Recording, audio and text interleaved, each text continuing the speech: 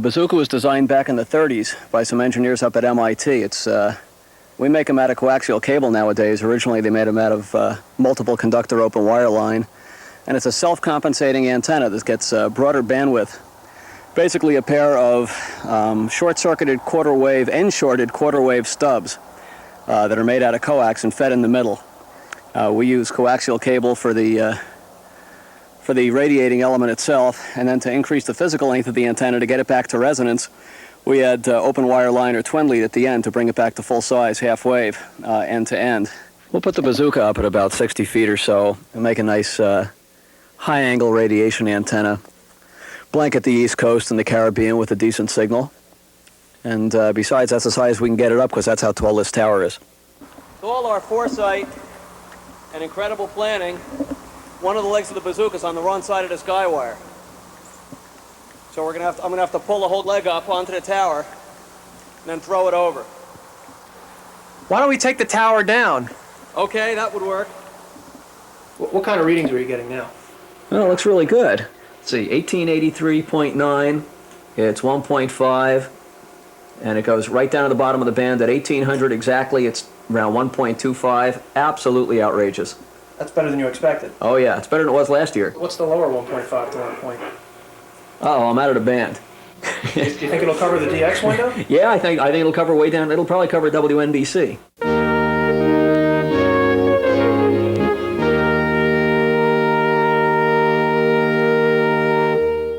One of the antennas we'll be experimenting with this contest is a sloper at about 90 feet. Bob, N2ESP, is in charge of getting that up, and I'm sure he'll have that up soon. What would you say is the most important thing in this contest? The beverages. Oh, the beverages. Yeah, beverages, very important.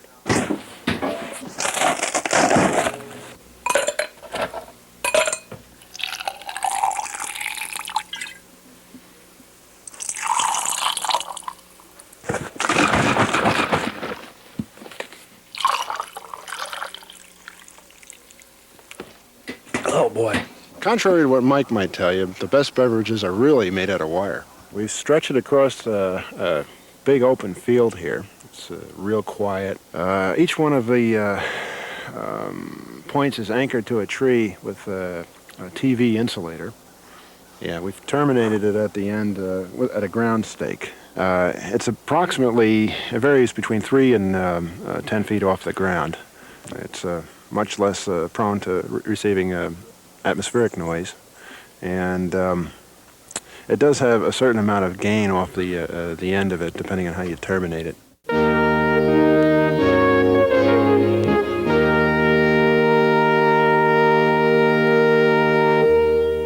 Well, when I measure off 5.5 runs of 272 inches each, I will then have 125 feet of wire, which will make our vertical, which is to be held up by 2 helium balloons. And the whole advantage of the vertical is give us nice low angle radiation for DX. And boy, it works good. Worked great last year. Bob tells me you have a very scientific method of measuring this. What is it? I guess. So now you're laying out quarter wave radials for the vertical? At this point, we have about 2,000 more feet. We've already laid down a little over 1,000, and we have more wire coming up, so we're just going to fill the ground with everything we can. So basically all you're doing now is you're just measuring off 125-foot sections and crimping them onto the ground plate? Right, and as soon as we can't put 125-foot sections in a straight line, we're going to start putting shorter sections in a straight line. We're just going to try to put as much as metal as possible underneath this antenna. Steve tells me you have a real scientific method for measuring the lengths of these radials. What is it? Yeah. It's called, you put one foot in front of the other and count every step you make.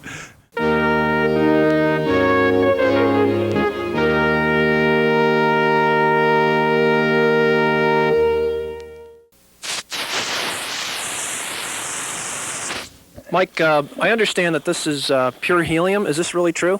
Well, I wouldn't say that. We're not sure what's in this cylinder. Around about this time, it was getting pretty dark. I guess it was between 4 and 4:30, just before the start of the contest, and we decided it would be an excellent idea to inflate the helium balloons and raise the vertical to its final position. Then we realized that we had still never tuned up the beverage antenna. So Steve and Phil grabbed a couple of flashlights and a handy-talkie and headed off into the woods. About 15-20 minutes later, they called back. They had found the end of the beverage, they found the transmatch, and We gave them about 100 watts or so up to it, and they tuned it up. They were able, with very careful tuning, about a half an hour's worth of time, to get the SWR down to 3 to 1, which was pretty impressive.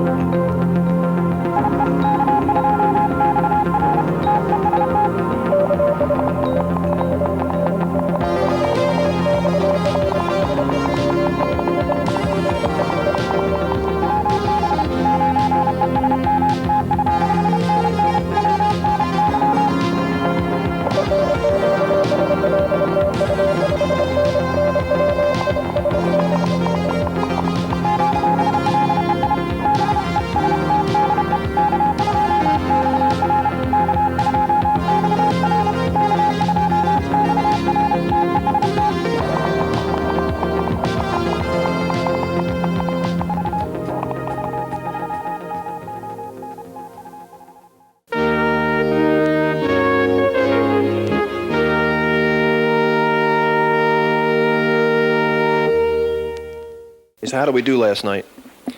Well, not too bad. We had 439 Qs and 69 multipliers as of right now. The long call DX is now rolled out for the night, which is good timing because our two balloons broke on the helium balloon vertical. We're back to the high angle antenna, which is the bazooka at 60 feet, and that's all we really need during the day. Till about 5 o'clock or 6 o'clock this evening, we'll put the two spare balloons back up, holding up the quarter wave vertical again. Hopefully they'll last through the night, and if they do, they'll have done their job. How's the computer behaving? Yeah, it depends on the frequency. Every now and then it falses a bit, but for the most part, it's been behaving very well. What are the good DX catches? SM6, Sweden, HH2, Haiti, FM7, Martinique, EA3, Spain, and C6A, Bahamas. We worked every single section in California, which is pretty neat. Okay, looks like Montana's missing in the 7th coil area. Wyoming's in the 7th coil area. We're also missing KH6 and KL7 thus far. We've only got, as far as I can see, 4 VE multipliers so far, so we're missing about 4 of them up there. I wonder how Bob's making out with that sloper.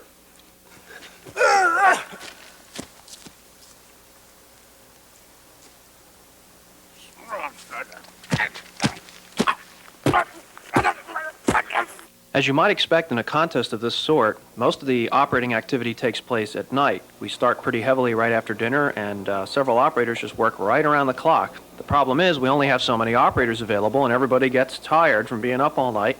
So by 10 or 11, even though the contest is still running, there's nobody left to operate because they're either upstairs catching some Z's in the bedroom, they're sprawled out in the living room somewhere, or they're curled up in front of the fireplace trying to stay warm. We still have to keep a station on the air, so we use whatever operators we can get. How's the band this morning? Virtually dead. So it really doesn't pay to get on? I wouldn't say that. You can always pick up a point or two here or there, but that's why the best operators are up there catching a few Z's at the moment. What do you think of the computer logging program? How does it seem to be working out?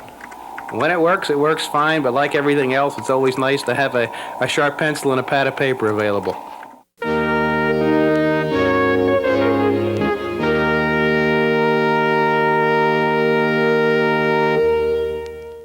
Around about 12 o'clock, 1 o'clock, 2 o'clock in the afternoon is traditionally the slowest time in the 160-meter contest. So what we do is we take that opportunity to dupe the log against the computer. We do keep a separate written log just in case we have a power failure or for some reason we screw up and blow the disk or lose the memory.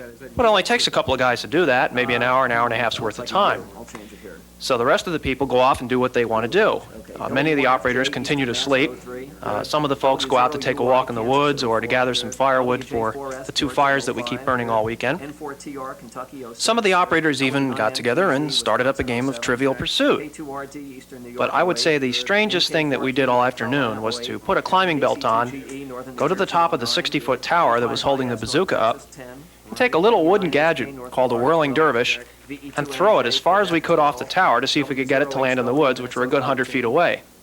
Apparently there was some other strange activity going on outside that Mike found out about when he went out to check the helium cylinder. Hey, that was 3/4 of a cylinder of helium. That's almost empty. Who was into the helium? Not me. I haven't been into it at all. I don't know what you're talking about. Never touch the stuff. Never use helium. Not at all. There's absolutely no way I would ever touch the stuff. Now, well, how do we stand now in the contest? Not much different than we stood hours ago. Hasn't been much activity during the day. You know, we've just been sitting around the fire. It's been very cozy. It's been a very entertaining afternoon. We made about 10 contacts. Right now we have about 460 Qs and 70 multipliers.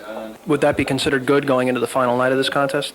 I think so. It's reasonably competitive. I was listening to W8LT. They were at about 600 compared to our 450 or so, but I'd expect them to be ahead of us. The stations in the Midwest do considerably better. They're not bordered by water on one side like we are.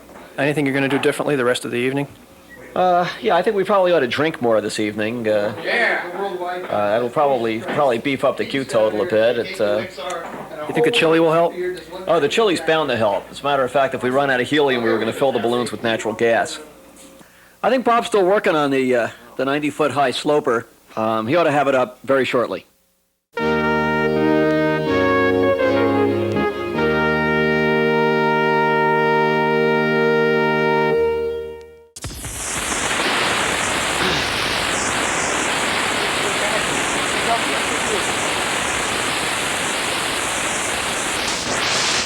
We're going to guide this a little bit differently. We're going to try and get some fishing line on it to keep it away from the trees. We had a little problem with a westerly wind which blew the first set of balloons over into the pine trees. What's the problem with the computer program now? Well, it appears as though the original program, which was set up for multi-band operation, had a number of 600 Qs allocated for each band in memory, and we've at this point exceeded the 600 Qs on 160 and ran out of room. So what are we going to do in the meantime? Go back to the pencil and paper. Stop working stations, obviously. That's the only thing you can do. It's a good thing that when computers fail to work to your expectations, the guy who invented the computer didn't uninvent paper and pencil. We can still rely on that, unless it catches fire.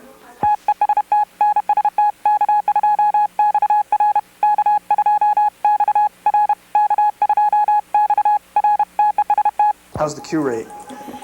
Pretty good. We're doing one every minute here. Now let's see. We've gotten out as far as 9 Land, down to South Carolina, and the band really isn't open right yet. But there's plenty of new people coming on, which we didn't really expect this early in the evening. And Barry's doing a really neat thing here. He's duping, entering into the computer, and sending. And I'm just writing things down on our hard copy here.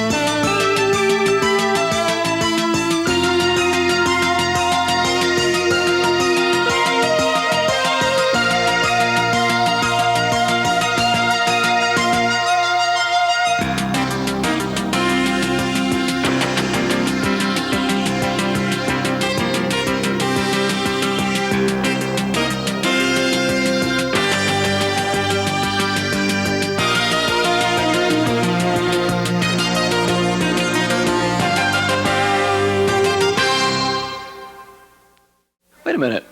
What happened to Bob?